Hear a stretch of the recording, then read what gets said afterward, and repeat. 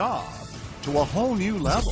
What I need you to do, go dig a hole in the desert somewhere. The detective said your husband was going to kill you. But this bad boss isn't finished yet. What do you want me to do? Whack this guy. Loyalties and lies.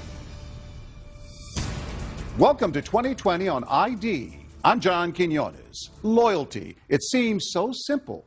But what happens when the person you've always followed leads you to do something you know is wrong? The people you're about to meet found themselves with troubling decisions to make between loyalty and lies. First, two teens and the father they worshipped. But as Matt Gutman first told us in 2013, the dad who was supposed to show them the right way to live instead showed them the way right to prison. It's an all-in-the-family crime spree. That's dad in a mask and son in a fake mustache. It was a family affair, all right. A father on an outing with his two kids, but they weren't out for fast food. They were hungry for a fast buck. These three, the Cat family, didn't look like the typical jailbirds in the FBI's most wanted list. Nope, they looked like they belonged in your church group. The balding dad, his pimpled son, and the pretty blonde sister, still a high school senior. But apparently the family that stayed together robbed together. Have you ever seen anything like this? In my 20-plus years in law enforcement, I haven't, Matt. A family of bank robbers. If news of Daddy's misdeeds bewildered local cops and journalists, it blew away their own family members. Horrible. Horrible. How can I wrap my brain around this? How could this have happened? We spent 13 months piecing together this story, talking to every major character. It begins where it ends, with Dad, Scott Cat. We met the father of this felonious family here. Nice to meet you. Nice to meet you. Behind 2 inches of glass at the Fort Bend County Jail in Texas. It's shocking to me because I've never been in trouble before. That would be the first of many lies he would tell us. Back then, we couldn't have known this tale would have more twists than a knotted rope, especially given how Cat started life. With a homemaker mom and a dad who worked at the local bank. Good student? He was a football star. Everyone, especially his mom, remembers him being so likable. Scott, he was so much fun. Great sense of humor. Always wanted to make us laugh. Scott Cat fell in love and married his high school sweetheart, Beth, a champion swimmer. She called him her handsome cowboy. What was Beth like? Beth? Oh, very, very loving. Good mommy. Terrific mother. It seemed like they had it all. They really did. He became a structural engineer, and the all-American family settled into a 4-bedroom house with a front porch tucked into Oregon's wine country. They both had great jobs. They both had great cars. They had the 2 kids. They had the dog. Everything that you work so hard to do. Money, family, love. Scott and Beth had everything until Beth was diagnosed with breast cancer. Her daughter, Abby, was just a baby. The only memory I have of my mom, she was on a bright orange stretcher being carried down the stairs, and I remember her face. So your first memory of your mother, your only memory, is one of her being carried away on a stretcher? Yeah, that's all. But I hold on to it maybe as a good thing. Because it would be the only thing she had. Beth Cat would die at the age of 32, leaving behind 4-year-old Hayden and 2-year-old Abby. Suddenly, Scott Cat was a widower, a single dad with toddlers. How did you deal with it personally? I didn't deal with it. You were in denial? Completely. I was in denial about needing help, about grieving, about depression, about my ability to raise them by myself. You know, I started drinking heavily. What does heavily mean? Well, a fifth a day. A fifth of vodka or Jack Daniels a day. It's a lot of booze. It's a lot of booze. While Dad was drowning his sorrows, the kids were thriving in the pool. The star swimmers were also decent students, and when he was sober, their dad was the proud president of the swim club. And the kids idolized him. He was my best friend for a long time. He was a whole lot of fun, loved water parks and Disneyland almost as much as the kids. We'd all be on the ride together. It was just fun. We were all screaming and yelling, and he went on all the rides with us, and that's cool. So cool that he was really more a friend than a parent. There wasn't really a disciplinarian. I mean, there was no one there hounding us to do homework or keep up our grades. I knew it wasn't normal, but to me it was my normal.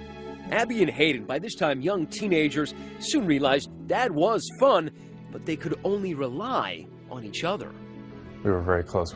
My sister's the only consistent thing I've had my whole life, and I'm the only consistent thing that she's had too. Well, my brother's my best friend. He was basically the only one that was there for me.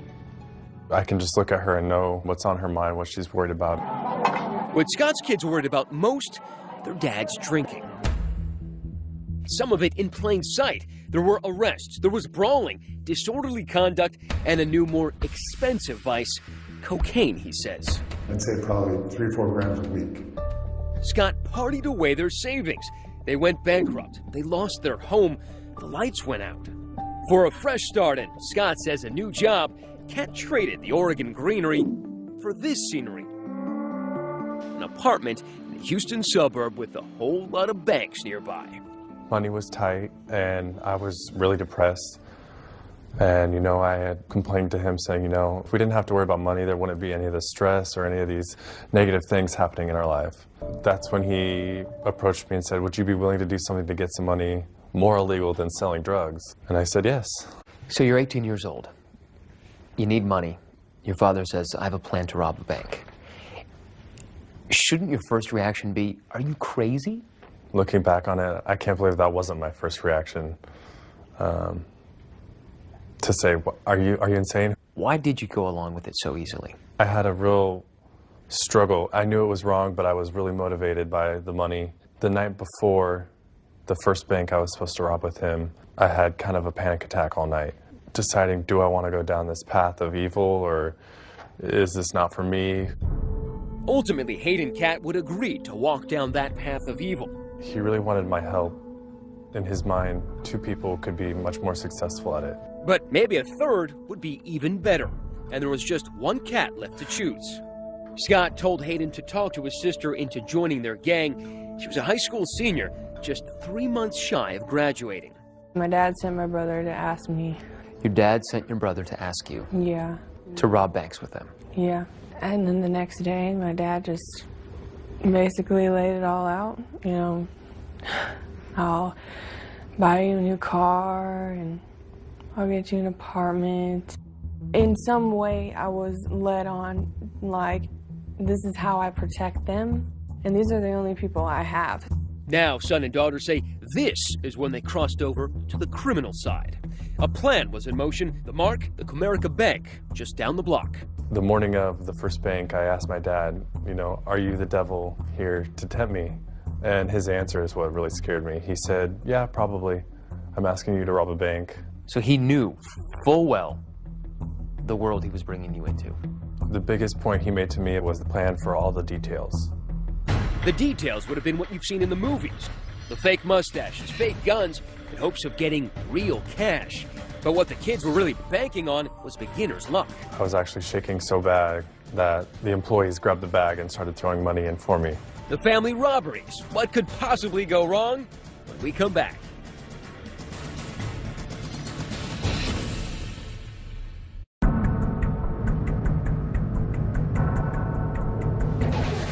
.93-degree Texas heat. The Cat family wasn't headed to a water park, but to a stick-up, a small bank in a strip mall. The man with the gun was Scott Cat, and along for his first heist, his apprentice, his 20-year-old son, Hayden. Their disguises? Painters' masks and white overalls. Outside, waiting in the getaway car and communicating with the men on walkie-talkie, 18-year-old Abby. Once we walked into the bank, then it was on. I was running on so much adrenaline and so amped that I wasn't even really feeling anything. 2 individuals walked into the bank, and they ordered the tellers and everyone into the vault. Did they say anything? Put your hands up and get into the vault. He was the muscle with the gun, and I was the money guy.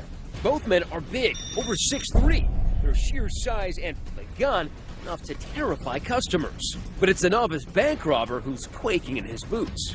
I was actually shaking so bad that the employees grabbed the bag and started throwing money in for me. In Hayden's hands, more money than he'd ever dreamed of. How much does $50,000 weigh? I'd say about 15 pounds. With their garbage bag full of cash, they sprint out of the bank to the getaway car, which has been outfitted with stolen plates. The wheelman? A frightened teenager. So I was scared. And it's just something you just like want to be over with. And what was it like driving the getaway car? You know, it's hard because you want to obey traffic laws, but your adrenaline is pumping. It was hard. I had them in my ear. My dad would yell at me to not drive fast, so I didn't. Despite the heckling from her backseat driver, Dad, the reluctant 18-year-old gets them to their apartment, half-mile away, undetected. The heist had gone off without a hitch, just like Dad had promised. Was there a woohoo moment? Not till we got home. With her sack full of 50 grand, the spending began. Cars, motorcycles, booze, and drugs. Abby's spending, much more sensible. How'd you guys celebrate? I went off on my own and just got my nails done. In fact, the money came so easily and went so fast, within 2 months they burned through all their loot. Time for another bank job. The First Community Credit Union, just a few miles from the scene of their first crime. Before the hit, Abby cases the bank. That's her smiling and grabbing brochures from a bank employee. 11 days later, it's the same drill, new disguises. Ditching the painter's overalls for safety vests to blend in with nearby construction. They walked into the bank with orange construction vests on. Did you carry a gun in there? No. We used a BB gun. But it looked real. Yeah. I remember a few people's face still. What was their reaction? Total shock. Terror? Yeah, they were scared, terrified, definitely. You start walking into a bank with a weapon and you start pointing that at people and ordering them to, you know, cough up the money. I mean, that can change your life forever. Their take after 2 bank robberies, over $100,000. But the loot isn't exactly divided up evenly, according to the kids. What percentage were they willing to give you? 10%. Did you feel like 10% was enough? Oh, yeah, because I never even had that much money. So your whole life? Right. $10,000. It was enough for me. Enough to buy a very practical used Ford Focus and more of those manicures. I guess by now you're aware that in Texas, whether you're the driver or you're the guy holding the gun, holding up a teller, it's the same crime. Yep. But you didn't know that then? No, I didn't know that then. And I know the part that I played was wrong, but it was my family, and that the loyalty was greater at that point.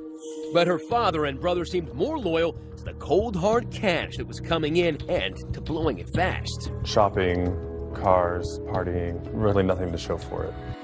When the comforts of daily life include Jack Daniels, a new Chevy Tahoe, a Harley, and a swank new Houston apartment, even 100 G's can disappear pretty fast. And for the Cat family, that meant one thing: time to go back to work. Had you planned another heist before you got busted? Yeah, the morning they picked us up, I think we were going to do probably 1 or 2 more. That day? Yeah.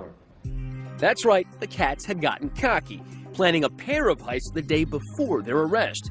It got to a point where I thought my father knew what he was doing so well that there's a risk involved, but the risk was so minimal. But that would prove to be wishful thinking because, as we all know, where there are robbers, there are also cops. And the cops were already on to them. On the surveillance video from the latest heist, they picked up a detail that would impress even Sherlock Holmes. The vests looked new. They actually had creases in them. Because they were creased, you figured they were new. And because they were new, they must have been purchased somewhere nearby. We were able to tie those 2 vests back to a local Home Depot. And those vests were purchased with a MasterCard debit card that went back to Scott. By using that MasterCard, Scott Cat might as well left his calling card. And there his kids are using it in Home Depot to buy the gear they were about to use in a bank heist. It was just the break detectives needed, and the Cats were in the bag. When Scott was arrested, the detective that actually made contact with him told him, well, you're under arrest for bank robbery. And Scott's initial response to that was, which one? They quickly arrested Hayden as well, who was up in the apartment. There, they found the kind of evidence gumshoes dream of. In the apartment, we found some bank straps. And a bank strap is a little paper strap that wraps around a certain quantity of money. Usually it's 1,000 denominations. And it identifies whatever bank it is that it comes from. And some of those straps were from a bank in an entirely different state. Suddenly, cops realized Cat is no rookie, but a bank bandit with a resume. They now had more than enough evidence to haul both Cats in for questioning, And authorities were zeroing in on Abby, too. Abby called, and she was yelling at me. I'm in jail, and I need $10,000 to get me out of here. Get me out of here right now. And I said, you have to get that money from your father. She says, he's the reason I'm in jail. When we come back, the interrogations begin, and everyone is in for a shock. I hated the job. I'll just rob banks. Probably better at that anyway.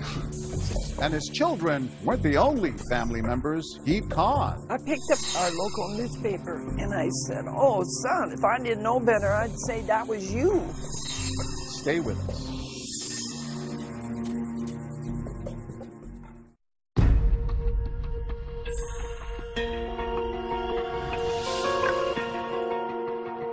Police had nabbed Scott Cat for holding up 2 banks. It wasn't the only cat in the hot seat. Just down the hall in another interrogation room was his 20-year-old son, Hayden. Scott made it clear as he walked in, he was ready to come clean. It's a day of reckoning. I get it. Investigators were expecting to hear about the 2 heists in Texas, but they were about to learn that Scott Cat's secret life of crime dated back to the Clinton administration. He didn't even ask for a lawyer before he started spilling the beans. First, federal savings and loan. For this head-scratcher, Scott actually needed a whiteboard to lay out crimes that began in his home state of Oregon, 2,300 miles away. It was like a seminar in bank robbing 101. So this was number 1. This was number 1. So I'd say I got about like $2,500, roughly.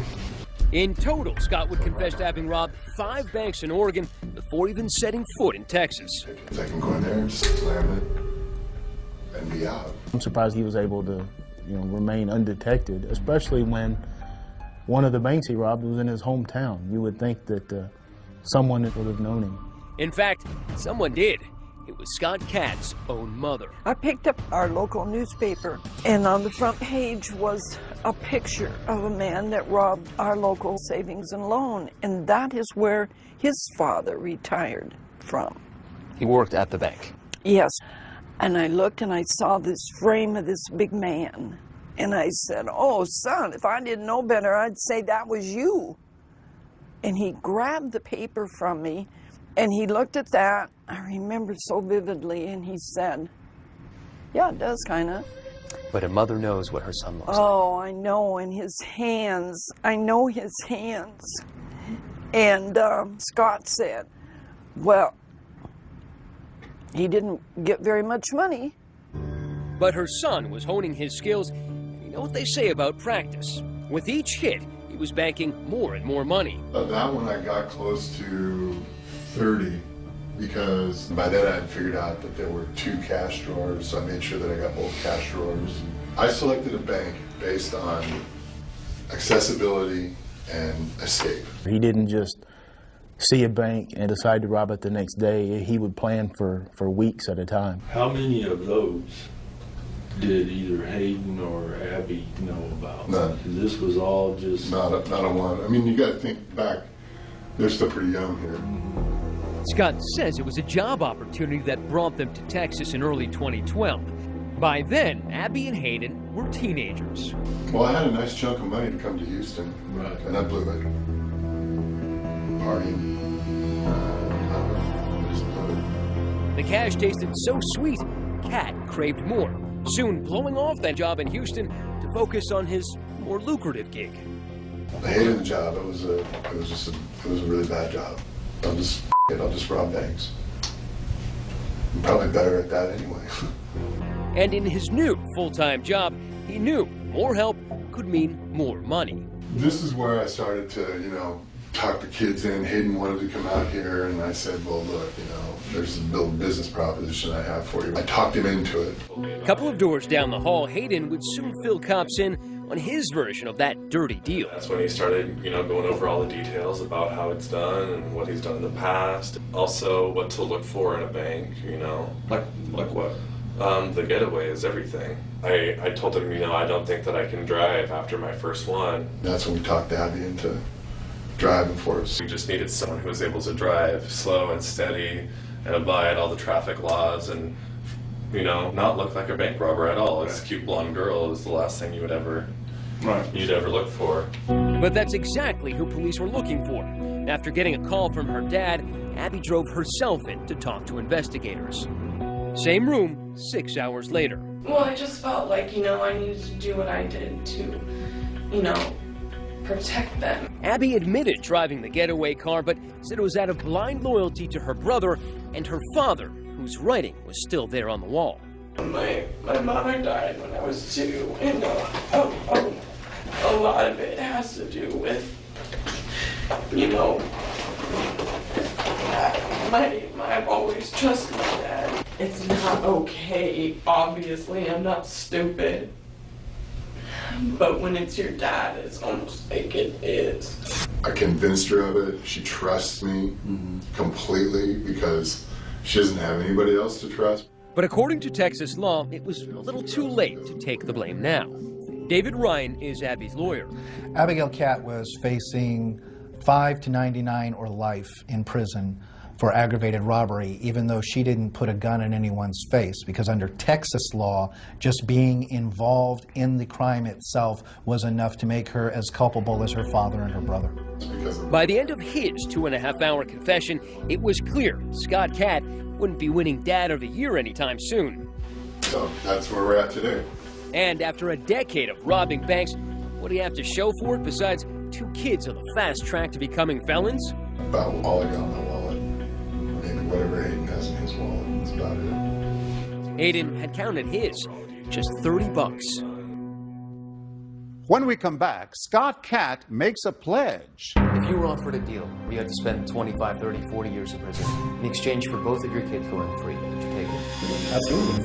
But he has one more surprise for his kids. This is your letter to Abby, by the way. Where did you get it? Stay with us.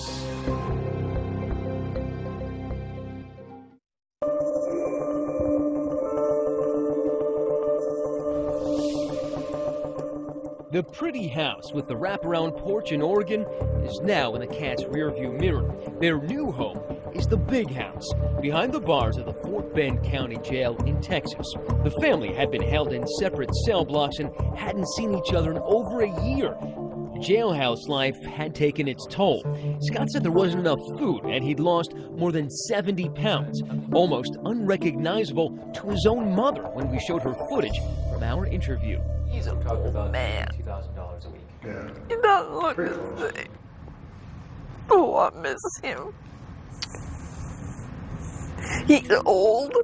I don't want to see anymore. She's heartbroken by what her son did to the grandchildren she'd helped care for after their mother died. It's so hard. I wish I knew why he did this. I will never know. When we sat down with Scott, he wanted us to believe he was a changed man, a father who would do anything for his kids. If you were offered a deal where you had to spend 25, 30, 40 years in prison in exchange for both of your kids going free, would you take it? For them going free? Absolutely. What about life in prison? Sure. Would you have said you were a good father? I thought I was. Do you think you are now? I have the serious doubts. I mean, I think that we're all sitting in here right now because of my inability to be a parent. What would Beth say, your first wife? What would she say about you dragging your kids into... I can't even imagine. Can't even imagine. I'm really ashamed. Mommy. That's when he cries. About my mom. He wouldn't cry about his kids, but he cried about his wife. Yeah. In fact, as we would learn, he would put in pen and ink how little he cared. Abby's lawyer gave us letters from their dad in which he encouraged them to do hard time so that he could do less of it. With this new information, we went back to confront Scott, this time face to face. This is your letter to Abby, by the way. Where did you get this? It's your handwriting, isn't it? Yeah, it definitely is. And it's your letter. Yes. You told me recently that you would be willing to spend life in prison in order that your kids do not spend time in prison. Would. But here you are asking her essentially to do time For you? Yeah, I was trying to manipulate. I'm trying to get something. Who are you manipulating? I'm trying to get everybody something that they can live with. Everybody, you got your kids involved in this. And you're asking them to do time for you. It says it right here. I do believe that you doing prison time will be good for me, and I know that wasn't an easy choice for you. And that's what she said to me in the previous letter, that she was willing to do that. Wouldn't most parents say, try to dissuade their children, say, please, don't admit to anything. I will take the entire blame here. I would love to, but they have so much evidence on everybody that what are we supposed to do? Your father says he blames himself. He says he's lied to you for many years. Mm-hmm. Do you believe him now? Am I just supposed to believe him all of a sudden? I want to, and I've always wanted to. But I believe he feels remorse, but I also believe that he still didn't have my best interests through all of this, through all the court stuff. Does it make you angry? Make you sad? Mainly sad that a situation like that was put in front of my face from the person that is supposed to keep me away from things like that. And that's been the hardest to deal with, because that doesn't happen to everybody. And I feel like now I've lost my mom, and now I've lost my dad. When we told Scott his kids thought he'd failed as a father, he was dumbfounded. Did they forget about all the times, the happy times, if they don't remember the trip to Disneyland? I wish I could have made those memories a little more lasting for them. And unbelievably, despite everything, Abby and Hayden say they forgive their father. I've forgiven him because I have to for myself, or I probably wouldn't be able to sleep at night. So I can start to live a normal life. I don't want hate, anger, any of that in my heart. If your father were right here, Hayden, what would you say to him? You know, I'd tell him that I forgive him. And that I don't want him to carry this burden around with him for the rest of his life. But while his kids might forgive him, the court does not. How do you plead to the offense? Are you pleading guilty freely and voluntarily? Scott Katz's 15 minutes of infamy would stretch into 24 years of prison. I mean, I'm 51 years old, so I mean, to me, that is life. You know, if I don't have the opportunity to get out and see parole and make amends to my family and friends and repair some of those relationships, then it might as well be life. Hayden accepted a deal of 10 years, a sizzling cell in Texas, a world removed from his suburban childhood in Oregon. Well, what do you expect prison life to be like? Hell. As close to hell on earth as you can get. How do you plead to the offense? Abby pled guilty and was given a 5-year sentence. Sheriff Troy Nels was so disturbed by Scott's manipulation of his kids that he's decided to help Abby. Instead of shipping her off to prison for 5 years, he's decided to keep her here at the jail, where we found her stitching patches onto police uniforms. I just feel that she's more of a victim in this. So my goal is to try to educate her, get her where she can get her GED, and try to teach her some type of a skill set here. So when she gets out, she can lead a productive life. For Abby, all she has left is her brother, Hayden. Why does that make you sad now? I feel like I can't help him, and I can't comfort him, and that makes me sad. Making an unprecedented gesture, Sheriff Troy Nels allowed us to bring them together one last time before they served their sentences.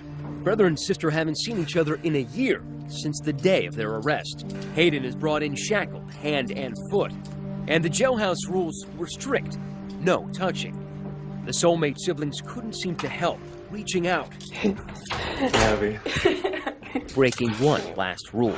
Are you doing okay? Yes. Okay. I'm just happy to see you. Yeah, me too.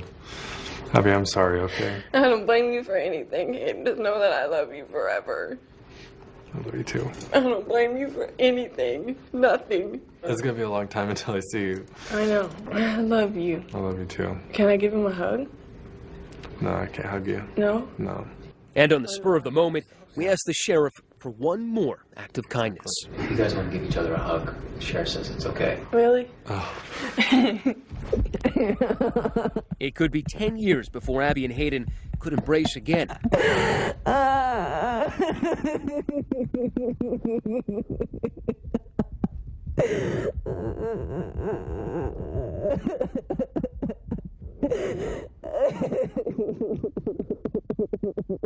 Listen closely.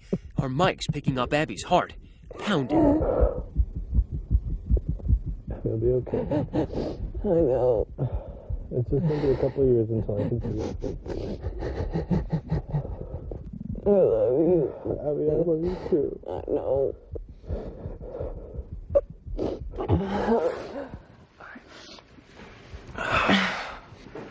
I don't want you to go. I know.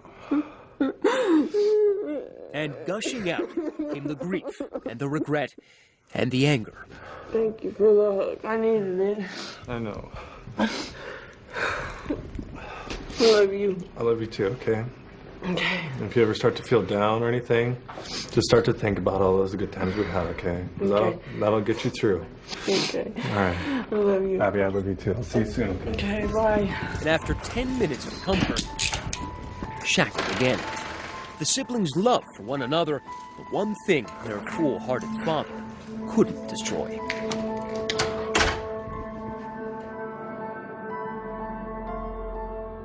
As of 2015, Scott and Hayden Catt remain in prison.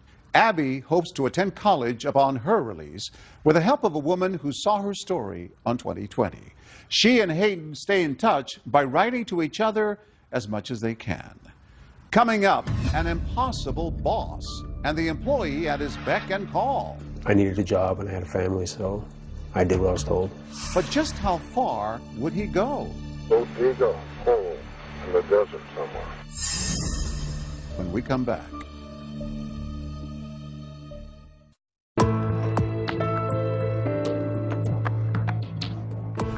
A long-suffering employee spends years meeting his boss's escalating demands, and then a new task, one that would make him an accomplice to murder. As Jim Avila first told us in 2013, the question was, would he follow orders or take the lead straight to the police? Welcome to Arizona Shower Door, a sprawling box of a company in Phoenix, lined with palm trees, where 45-year-old Patrick King had tried to earn a living and support his family. That is, until he got a call from his boss to meet him here in this bank parking lot for a special favor. That's Patrick's truck. Inside is Patrick and his boss, Fred Nadler, and this is their day-off conversation. What I need you to do in super secrecy, okay? Let's go dig a hole in the desert somewhere. Dig a hole in the desert? Sound odd, even suspicious? Not to Patrick. In fact, it was just the kind of thing he was expecting after 5 years of working for Nadler, a self-made millionaire and owner of Arizona Shower Door, whose corporate credo was as clear as the glass he peddled. This is my company, you work for me, and if you don't like it, there's the door. Was he serious? Oh, yeah. Patrick started out as a crane driver, but quickly became Fred's right-hand man. And what kind of boss was he? Ruthless. So ruthless that Patrick says he was working 85 to 90-hour weeks, but only being paid for 40. I missed my kids being born. I didn't take any time off. He made me come back to work 4 or 5 hours later. And if Patrick had any objections, he said Fred had a special way of reminding him who was boss. He made me carry a paycheck stub that said Fred B. Nadler on it. 2-3 times a week, I'd have to pull out a paycheck. And he goes, "Who signs your paycheck?" And I said, "Well, it says Fred B. Nadler, sir." He goes, "Are we clear?" And I said, "Crystal clear." And he wanted you to do whatever he said?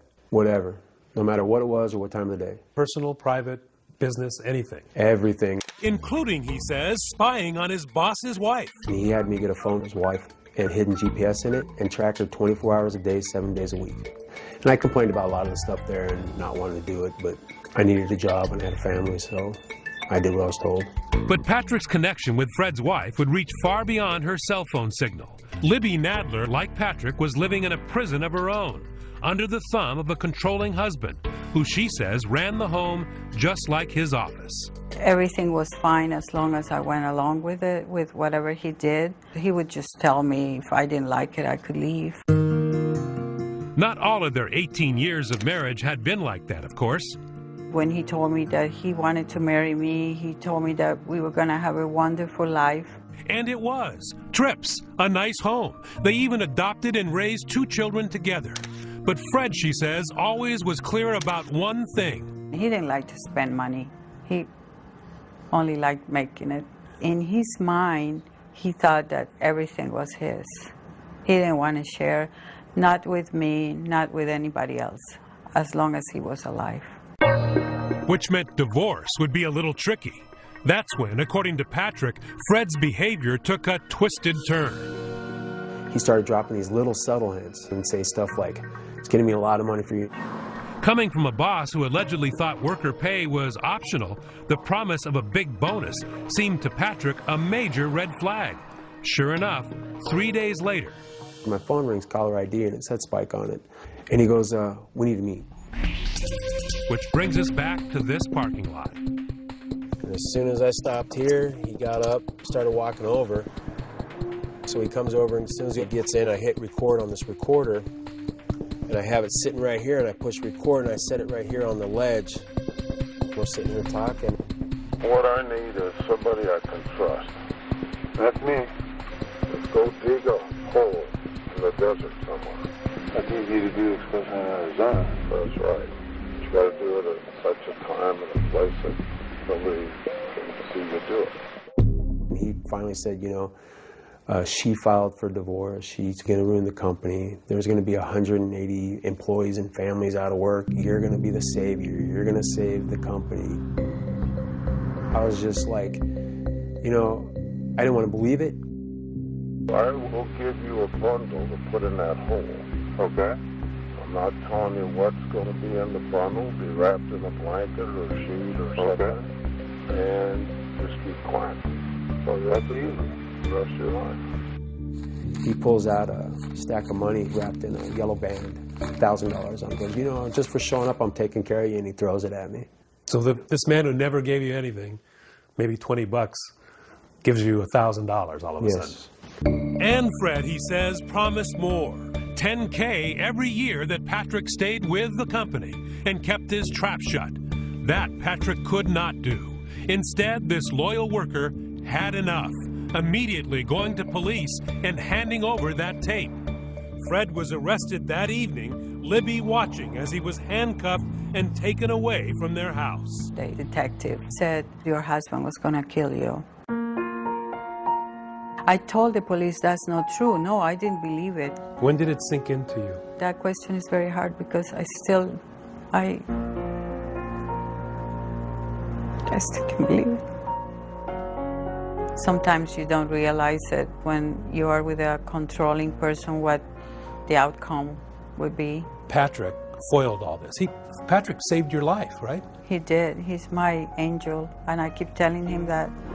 And that angel dutifully returned to work the following Monday to report to his new boss. Actually, 2 new bosses, Fred's sons. You save a woman's life. Bad guy's in jail. They gave you a raise and a hearty handshake when you got back to work, right? No. His reward for saving a woman's life? Patrick was put on paid leave. Then, he says, out of the blue, 6 months later, he was sacked. His parting bonus, a phone call from the prosecutor who was about to take Fred Nadler to trial. And he goes, we have him hiring somebody to come and kill you before the court date. He doesn't want you on the stand. You got a seat right here, buddy. Fred, according to prosecutors, was up to no good, even from behind bars. Nope, it's us alone. Caught on tape again. And this Santa Claus look-alike had an early Christmas gift for his ex-wife and former employee. Yeah, apparently you got a job you'd like me to do. Yes, sir. I've got 2 jobs. I'm going to need names. I'm going to need where they live. I'm going to know what you want me to do. Well, Patrick King. What do you want me to do? Whack this guy. Okay. Who else? My ex-wife. There's going to be a lot of scrutiny with these 2 people passing. Okay. Significant people in my life that's caused me a great deal of problems. But Nadler had more. The hit on Libby required some special handling. You have dogs? Yes. Two little dogs, they only stand about this high. Meet Fritzy and Shotzi, who Fred apparently wanted the hitman to take care of as well. They're my love of my life. If there's anything I do love that's left, it's my two little puppies. So I just like to make sure if it's a day or two before somebody finds someone, that they have plenty of water and there's a bag of dog food in the laundry room. Just make sure they got a little something to eat for a while. Nadler might not see Fritzy and Shotzi for a while. He's charged with conspiracy to commit murder and conspiracy to commit abandonment of a body. Even though the ordeal has turned his life upside down, Patrick says he has no regrets. You're a working man, right? You're struggling to make life good for your family. Here's a guy who's offering you at least 10 grand. Were you ever tempted in any way to go on with this? No. I don't care if he would have whipped out $1 million right there on the spot. It would have been the same outcome. As of 2015, Patrick King still lives and works in Phoenix. He says he continues to worry about Fred Nadler's threats on his life. He and Libby remain in touch. As for Fred Nadler, the charge of conspiracy to commit murder was dropped. In exchange, he pled guilty to attempted kidnapping and was sentenced to 8 years in prison. I'm John Quinones. Please join us next time for another edition of 2020 on ID.